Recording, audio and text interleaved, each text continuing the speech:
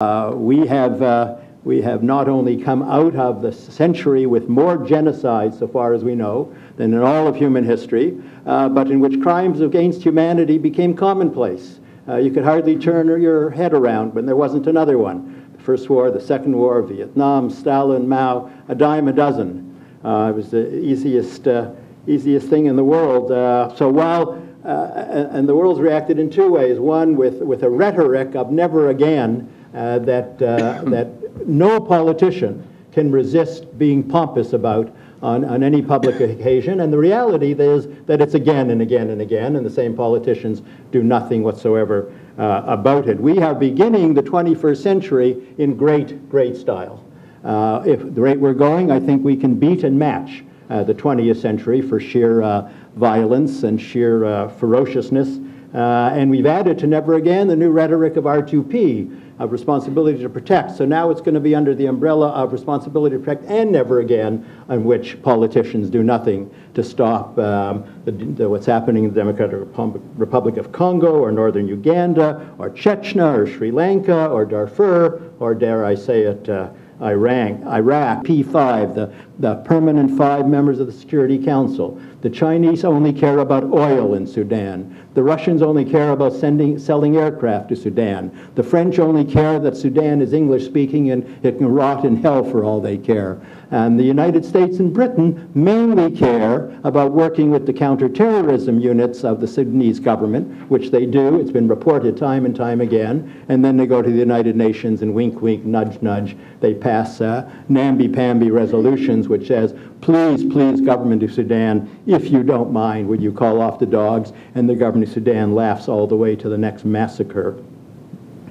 What should Parliament do? What should this parliamentary committee do? I think it should know and understand certain, I say they're truths, some will disagree, let's say certain facts. I think number one, none of the crises of the moment are as simple as Rwanda.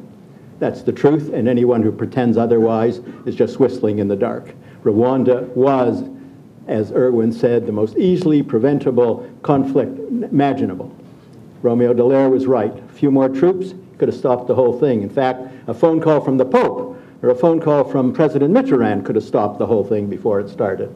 That's not true of any of the present crises. And if they work outside this realism and this reality, they won't get anywhere. Number two, you have to figure out why responsibility to protect is going to trigger any more interventions than the entire 1948 Convention on Genocide Prevention and the Punishment of Genocide. And frankly, I don't understand why we think it will. It's an important conceptual issue, I think. Number three,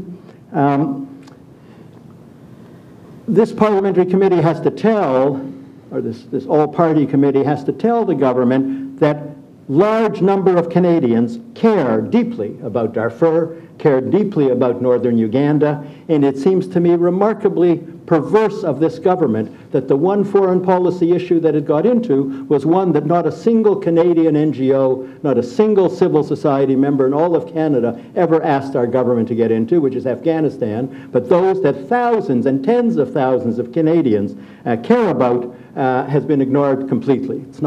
It's an interesting phenomenon in a democracy. Number four, I think the committee has to find out what's really going on in these areas, and luckily we have terrific experts. Nobody knows more about northern Uganda than Kathy Vandergrift. I want to tell you, nobody knows more about Africa and conflict and children than Kathy Vandergrift. Nobody knows more about Sudan than Dr. Norman Epstein, who's sitting behind. I hope he gets a few minutes, and I hope that the parliamentary committee calls on these extraordinary resources. Let me paraphrase Donald Rumsfeld. Our government doesn't know anything about Afghanistan or Iraq or the Middle East or northern Uganda, and it doesn't care that it doesn't know about it. And it's important to know how much they don't know. I also say in parentheses there, not much of a parentheses, that it'd be nice if foreign policy was not a partisan political issue in this country. It'd be nice if we chose our foreign policy on the basis of what was good for those countries rather than what's good for winning elections in Canada. That would be a refreshing change. As a parenthesis, I do say the tragedy of Iraq is that the Americans are going to withdraw in a way that's good for American politics and has nothing to do with what's good for the people of Iraq. Number 5, we have a lot of money. Anybody says we don't have money for anything we decide to do is full of baloney. We talk about the drop of the 1% in the GST, $5 billion that not a single Canadian appreciates. We have a huge surplus, and the latest report just this weekend from Foreign Affairs is that the latest figures for Afghanistan is somewhere in the neighborhood of $2.5 billion. So we have money, and don't let the government tell you otherwise, Paul. Number 6, there's a group of genocide prevention activists. Frank knows them better than I do, probably. Greg Stanton, Helen Fine, Barbara Harf, Israel Charney, who have spent their lives trying to work out forecasts of events that seem likely to escalate into major crises, major crimes against humanity, and even genocide. I'm sure Senor Mendez has got to know these people.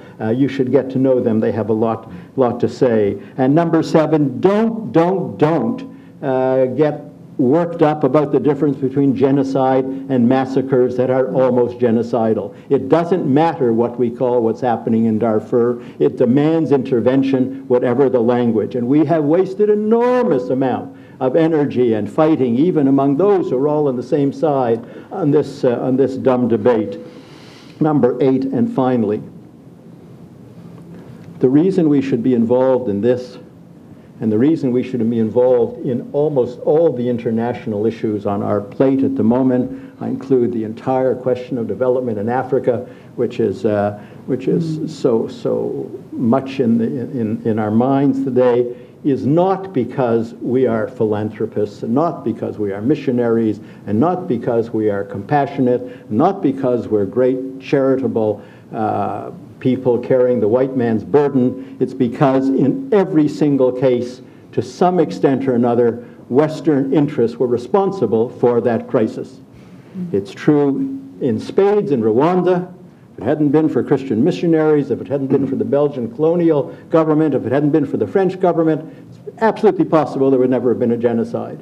The Democratic Republic of Congo would not be in the turbulence it's been in for the last 6 or 7 years if it hadn't been for American support of Mobutu for 30 years, and then the French allowing all the leading genocidaires to slip into across the border. Sudan would be in a different position today if it hadn't been forced together as an artificial entity by the Brits, and then a dictator none of you will even have known about called Numeri, who reigned for 16 years, supported by the Americans as their boy against the Libyans and the communists.